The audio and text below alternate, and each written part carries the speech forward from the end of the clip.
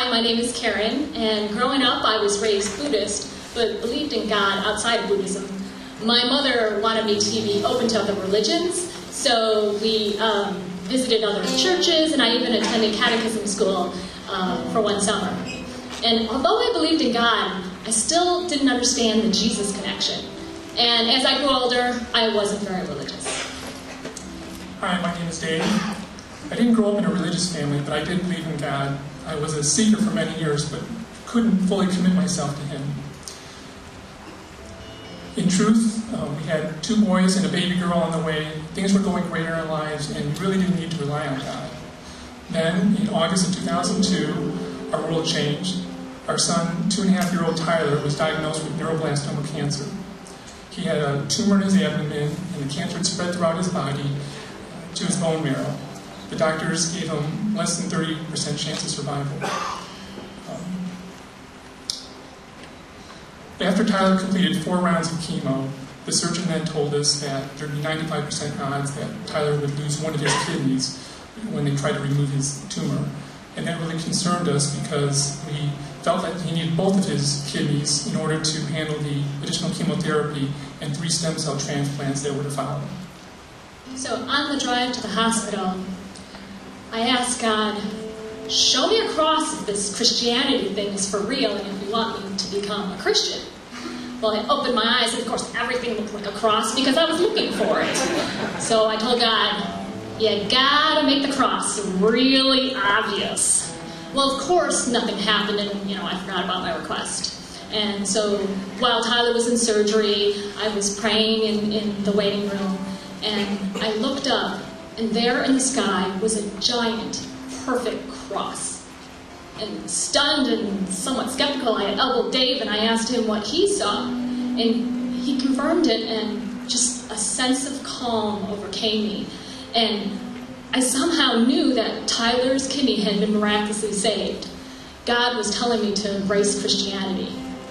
So we started attending Willow, and we joined a couples Bible study group who were instrumental in our accepting Christ in our hearts.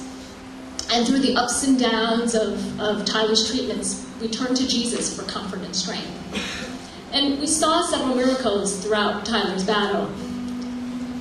But in November 2004, Tyler's cancer relapsed everywhere.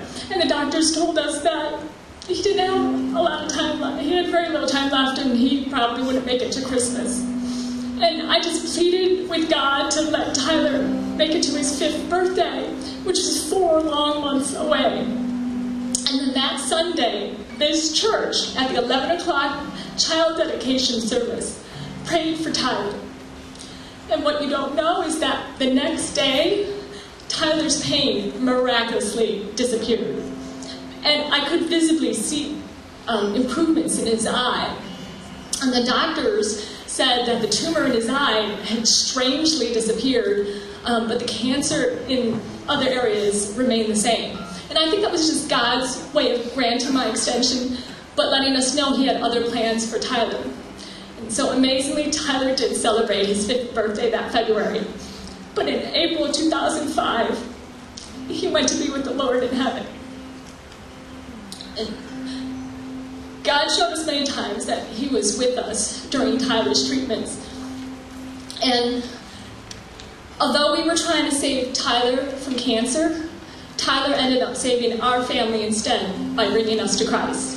And I saw God's plans continue when Highland Park High School raised $163,000 for neuroblastoma.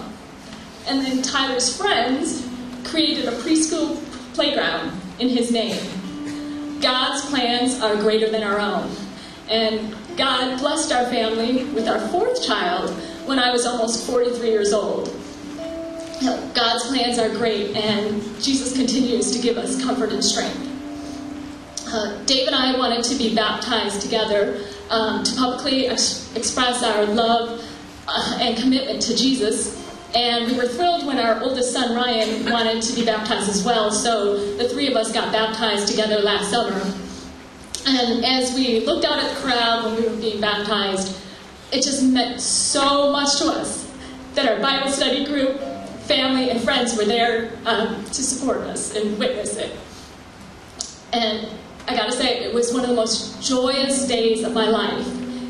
Even better than when my children were born, because it was without the pain. But,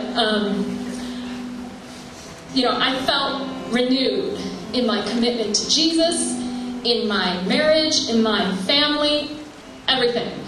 And now, I listen for God's promptings to serve His will, and I look forward to seeing the other ripples of Tyler's life as God's plan continues. As a parent, when you face losing your child, you know that you would give your life for your child because you love him so much. And then I realized that's how much Jesus loved us, because that's exactly what He did for all of us. Our favorite Bible verse was Jeremiah 29:11. For I know the plans I have for you, declares the Lord, plans to prosper you and not to harm you, plans to give you hope in a future.